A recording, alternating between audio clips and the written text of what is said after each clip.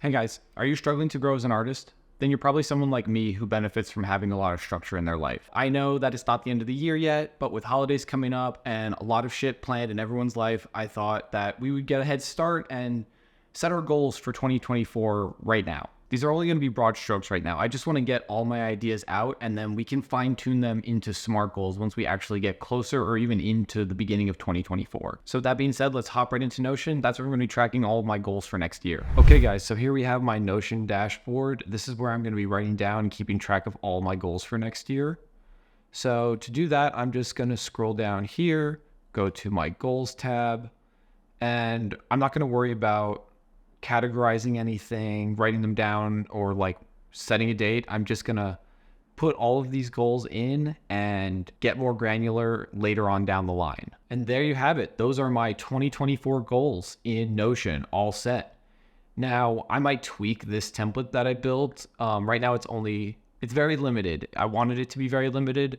So we'll see. I might go into each one of these goals and define them as SMART goals in the future. And I'll probably make a video on that when I do that too. Okay, now that we've got all our goals set up in Notion, I want to answer some questions that I think artists commonly ask themselves when they're trying to set goals for themselves. The first one being, how can I set realistic yet ambitious goals for improving my art skills? As someone who's thought this a lot and has tried to set goals year over year and always failing to meet my own expectations, I would just say don't try and make something every single day. That's kind of the advice we get from art professors, and it's really harmful for me as an artist.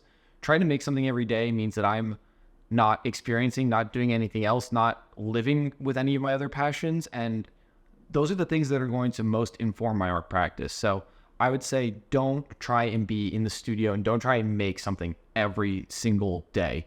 You'll get burned out. Okay, next is going to be, how can you incorporate art-related goals into your daily or even weekly routine? And for me, the best advice to say is set up a schedule. Set up a basic schedule that's flexible, that you don't have to fulfill to the letter every single day. That schedule can include a few hours of studio time every other day, or I want to read 10 pages of this book by this artist, or I want to go to this exhibition this weekend. Just something along those lines that's really easy to attain or achieve that you can control. And if you're not able to meet your own weekly schedule, that's okay. You can shift the goalpost. You can move it along.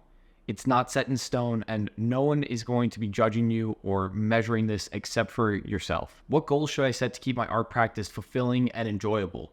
Now, that's going to really depend on the person, but for me, that looks something like setting personal goals, setting financial goals, setting goals around spending time with my friends and my family, or setting goals to discover and spend time with new hobbies, or even just setting goals around taking time to relax. Like, that's really important as well. And I think a lot of people don't do that enough for themselves. What are some achievable milestones you can attain in your art career without having a formal background in fine art? Well, one of those can be like setting a goal for applying to a certain amount of open calls every month or every quarter. If you haven't yet, I made a video highlighting my top 5 websites for finding open calls. You can go check that out there and check out some open calls that are open to apply to this month. What are some professional art goals I can set?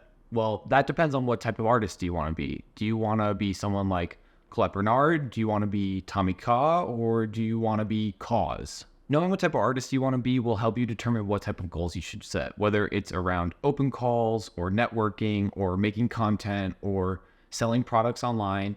Those will be your kind of benchmarks for goal setting and achieving this like ideal version of a career that you envision for yourself. All right, guys, and that's the video. Be sure to like or subscribe if you found this helpful. Be sure to comment down below if there's anything you learned or you wish I had covered in this video. And I appreciate you, and I'll catch you in the next one.